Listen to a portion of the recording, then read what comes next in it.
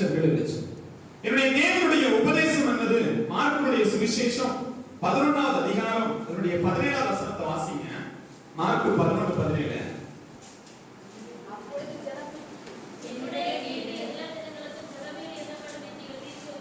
என்னுடைய வீடு எல்லா ஜனங்களுக்கும் ஜெப வீடு எனப்படும் என்று எழுதியிருக்கவில்லையா?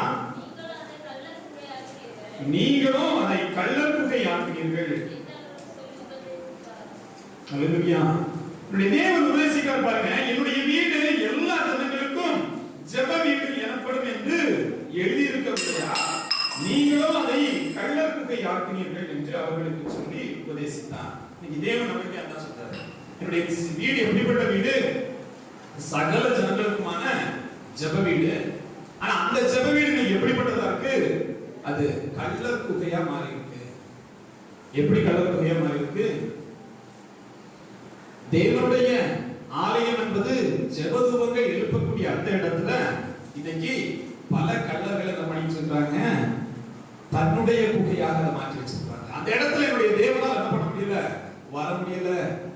ஜனங்கள் ஆராதிக்கக்கூடிய இடத்துல, ஜனங்கள் தொழுது கொள்ள வேண்டிய இடத்துல இன்னைக்கு பல அசுத்தங்கள் உட்கார்ந்துகிட்டு இருக்கு. அது அவருடைய பெயர் உட்பட, அவருடைய பெயரில் உட்பட பல மனித உபதேசங்கள் உள்ள புகுத்தப்பட்டிருக்கு. அதனாலதான் நம்ம என்ன சொல்றோம்னா, நாங்க ஆர்சியும் இல்ல, சிஎஸ்யும் இல்ல, பெந்தேகோஸ்தும் இல்ல. நாங்க யாரு? தேவனுடைய சீஷர்கள். என் தேவன் எந்த மதத்தை குறித்தும் பிரசங்கிக்கவில்லை. என்னுடைய உபதேசத்தில் நிலைத்திருந்தால் நீங்கள் சீஷர்கள். நான் அவருடைய உபதேசத்தை கைக்கொண்டு அவருடைய சீஷனாக மாறுவதற்கு தான் என்ன பண்ணிட்டு இருக்கோம்? ஓடிக்கிட்டு இருக்கிறோம். அப்ப அவருடைய உபதேசம் என்ன என்று சொன்னால், அவருடைய ஆலயத்தை நீங்கள் கள்ளர் குகை ஆக்காதீர்கள். நீங்கள் செய்யக்கூடிய வழிபாடு என்பது அவருடைய ஆலயத்தை கள்ளர் குகை ஆக்கக்கூடாது. நீங்க செய்யக்கூடிய செயல்கள் என்பது அவருடைய ஆலயத்தை அது கள்ளர் குகை ஆக்கக்கூடாது. அப்போ இன்னைக்கு என்னுடைய செயல்பாடு எப்படிப்பட்டதா இருக்கு? தேவனுடைய ஆலயத்தை நான் கள்ளர் குகை ஆக்கி கொண்டிருக்கிறேனா? தேவனுடைய ஆலயம் அது பரிசுத்தமானது, அதில் பிரவேசித்திருக்கிறனா? எப்படிப்பட்டவனாக இருக்கிறேன்? தேவாலயத்துக்கு போகும்போது என்னுடைய நடையை காத்துக்கொள்ள சொன்னார். பரிசுத்தம் இல்லாமல் ஒருவன் தேவனை தரிசிக்க முடியாது என்று சொன்னார். நான் பரிசுத்தத்தோடு தான் தேவனுடைய சமூகத்தில் கடந்து வந்திருக்கிறேன். அப்படின்னா இப்ப என்னுடைய ஆலயம் எப்படிப்பட்டதா இருக்கு அப்படின்னு சொல்லி நான் பார்க்க வேண்டியது இருக்கு. அதான் அவருடைய உபதேசம். அவருடைய உபதேசம் ஆலயத்தை கள்ளர் குகை ஆக்காதிருப்பாயாக என்று சொன்னார். இப்ப எத்தனை பேர் அவருடைய ஆலயத்தை சுத்தமா வச்சிருக்கிறோம்? நான் எப்படிப்பட்டதுன்னு எனக்கு தெரியும், தேவனுக்கு தெரியும். அதை தவிர்த்து வேற யாருக்குமே தெரியாது. அதே மாதிரிதான் ஒவ்வொருவரும். அப்படி இருக்கும்போது நம்முடைய ஆலயங்கள் எப்படிப்பட்டதா இருக்குது? வாசிங்க, லூக்காவுடைய புத்தகம் 10வது அதிகாரம் 30ல இருந்து வாசிக்கிற போது, எருசலேமிலிருந்து ஒருவன் எரிகோவுக்கு புறப்பட்டான்.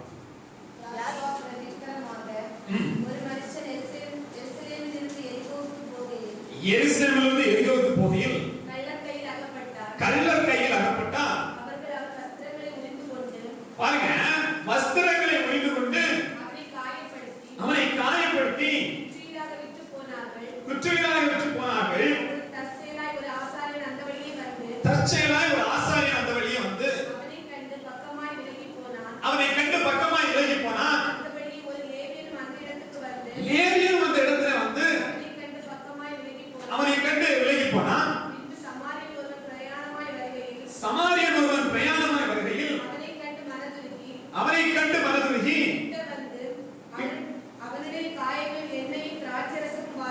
எண்ணெயும் திராட்சரசமும் வார்த்து காயங்களை கட்டி சுய வாகனத்தின் மேல் ஏற்றி சத்திரத்திற்கு கொண்டு போய் அவனை பராமரித்தான். தான் புறப்படும் போது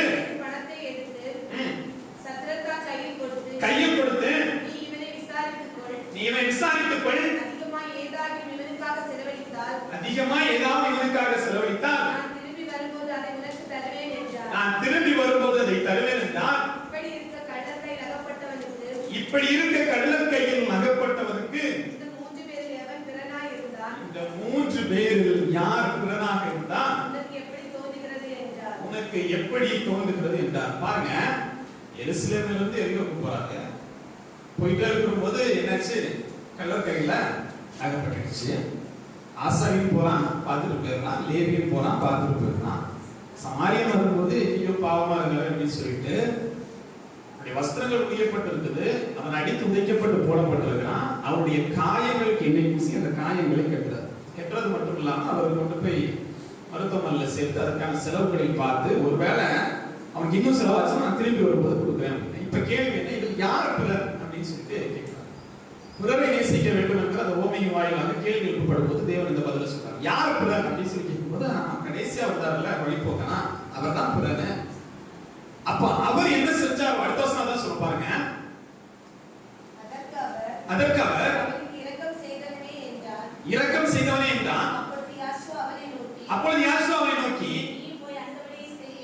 நீயும் போய் அந்தபடியே செய் என்றார். அல்லேலூயா. உங்கள்கிட்ட என்ன சொன்னாரு? நீயும் போய் அந்தபடியே செய். நீங்களும் நானும் போய் என்ன செய்யணும்? இங்க எருசலேம்ல கொண்டு புறப்பட்டுச்சு. அப்படி புறப்படும் போது ஒரு கதை போச்சு. எரிக வரும்போது கல்லர் பகை ஆக்கிட்டார். கல்லர் பகை ஆக்குறது எப்படி? அங்கிருந்து புறப்படும் போது யாசுவா என்கிற பெயரோடு புறப்பட்டுச்சு. வந்துகிட்டு இருக்கிற வழியில அதனுடைய வஸ்திரத்தை உரித்து அதனுடைய மகிமையை உரித்து அதை யெஷுவா என்றும் யெகோவா என்றும் ஈசஸ் என்றும் ஜீசஸ் என்றும் அதை என்ன பண்ணா அடிச்சு நொறுக்கி போட்டுட்டான். இப்ப ஆசாரியர் போறான், அவ கண்டுக்கவே இல்லை. எல்லா சமயம் ஆசாரியர் போயிடும், எல்லாருக்கும் கண்டு தெரியும். இன்னும் சொல்ல போனா அமெரிக்காவில் பிரசங்கம் பண்ணும்போது இயேசுன்னு சொன்னா அவங்களுக்கு புரிய போறது. ஒவ்வொரு நாடுகளுக்கு போகும்போது அந்தந்த இறை பெயர்களை தான் அவன் பயன்படுத்துறான். இறைவன் ஒருவர் எருசலேம் துவங்கி சகல தேசத்திற்கும் அப்படி நாமம் ஒன்று என்று சொல்லி அந்த வேதம் சொல்லுது. ஆனால் எருசலேமிலிருந்து போன அந்த மனிதனை பிடித்து அடித்து உடைத்து இந்த பெயர்கள் என்ன செஞ்சிருக்கு? தூக்கி போடப்பட்டிருக்கு. ஆசாரியர் போறான் கண்டுக்கல, லேவியன் போறான் கண்டுக்கல. ஆனால் அந்த யார் பிறர் என்ற கேள்வி இருக்குல்ல, யூதர்களுக்கு தான் ரட்சிப்பு. ஆனால் யார் பிறர்? யூதரின் வழியாக ரட்சிப்பு உங்கள்கிட்ட வந்திருக்கு. இந்த பிறர் யாரோ அவன் தான் என்ன பண்ண போறான்? அந்த காயத்தை கட்டுப்பட போறான். அல்லேலூயா. அவர் எதை செய்தானோ அதை நீங்களும் செய்யுங்கள். அவன் என்ன செஞ்சான்? உடைக்கப்பட்டு போட்டிருந்த அவருக்கு காயங்களுக்கு எண்ணெய் பூசி அந்த காயத்தை கட்டிவிட்டது போல நீங்களும் நானும் இங்கே உடைந்து கிடக்கக்கூடிய நாமத்தை என்ன செய்யணும்? எண்ணெய் பூசி கட்ட வேண்டியிருக்கிறது. இங்க இருக்கக்கூடிய இயேசு, ஜீசஸ், ஈசோஸ், யெஷுவா என்கிற பெயர்களை எல்லாம் தூக்கி தள்ளிட்டு உண்மையான நாமத்துக்கு காயம் கட்டி அந்த நாமத்தை எழுப்ப வேண்டிய வேலை இருக்குது. அல்லேலூயா. யாசுவா என்கிற நாமம் எருசலேமில் புறப்பட்டது, ஆனா அதை கள்ளர் கையில மாட்டிக்கிட்டு இருக்குது. அப்போ இன்னைக்கு ஆலயம் கள்ளர் குகை ஆக்கப்பட்டிருக்கு, அது கள்ளர் கையில மாட்டிக்கிட்டு இருக்கு. இது என்னுடைய ஆலயம் அப்படின்னு என்னுடைய தேவன் சொல்லுகிறார். இந்த ஆலயத்தை கள்ளர் குகை ஆக்காதீர்கள் என்று சொல்லி என்னுடைய தேவன் சொல்றார். அப்போ கள்ளர் குகை ஆக்காமல் இருக்க வேண்டும் என்று சொன்னால் கள்ளர் கையில் இருக்கக்கூடிய அந்த நாமத்தை நான் என்ன செய்யணும்? கட்ட வேண்டிய வேலையாக இருக்கிறது. அது மறுபடியும் நான் எண்ணெய் பூச வேண்டிய வேலையாக இருக்கிறது. மறுபடியும் இருந்தது போல இழந்த வஸ்திரத்தை அதுக்கு தரிப்பிக்க வேண்டிய வேலையாக இருக்கிறது. இதை செய்யறது யாரு? ஆசாரியர் செய்வான், லேவியன் செய்வான், செய்ய மாட்டான். ஏன்? வேதம் அதுதான் சொல்லுது. கள்ளர் கையில் அகப்பட்டவனுக்கு எதுவும் செய்யாதவன் எப்படி தேவனுடைய நாமத்திற்காக செய்வான்? அப்போ அந்த பிறர் என்று சொல்லக்கூடிய அந்த சமாரியன் போகிற போது அவன் பார்க்கிறான், அது மீது பரிதாபப்படுகிறான். இங்க புறஜாதியாக இருக்கக்கூடிய நீங்களும் நானும் அதை பார்க்கிறோம். தேவனுடைய நாமத்தை இந்த அளவுக்கு காயப்படுத்தி போட்டிருக்கக்கூடிய அந்த நிலைமையை பார்த்துட்டு தான் நினைக்கிறோம். உலகமே இருக்குது, என்ன வேணா சொல்லிக்கோ, இகழ்ச்சியா பேசிக்கோ, எனக்கு எப்படி தெரியுமா நீ கேட்டுக்கோ. என் தேவன் எபிரியர்களை எபிரியத்தை படிப்பதற்காக உங்களை கூப்பிடுவார். அதான் நம்ம என்ன சொல்லுவான்? அவர் ஆசாரியர்களை தீர்மானிக்கிறார், ஆசிரியர்கள் அல்ல. எபிரிய ஒரு குழப்பாய் போச்சு.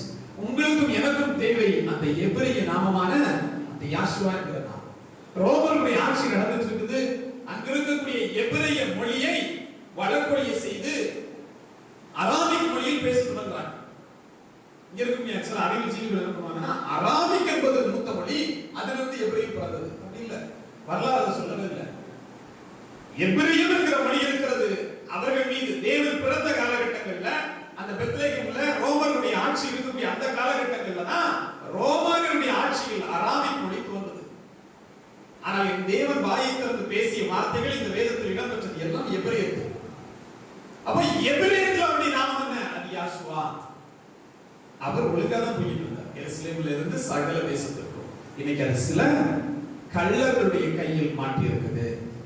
அதற்கு கட்டுப்பட வேண்டிய வேலையை தான் அவருடைய சீஷர்கள் கொடுத்தார். என்ன சொன்னாரு? நீங்கள் புறப்பட்டு போய் சகல ஜாதிகளையும் ஜனங்களையும் சீஷராக்குங்கள் என்று சொன்னார்.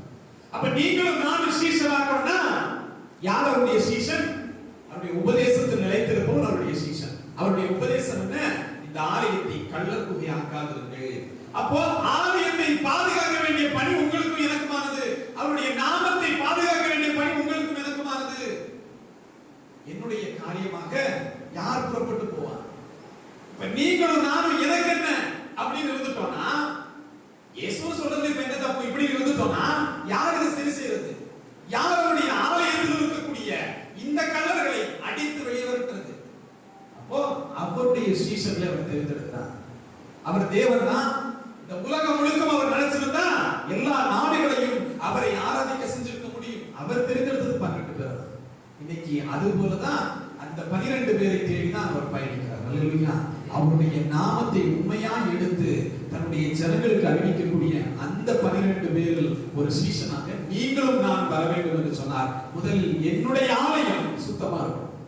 இன்னைக்கு உங்களுடைய ஆலயம் என்னுடைய ஆலயம் இப்படிப்பட்டதா இருக்கு. இது கள்ளர் குகையா இருக்கா?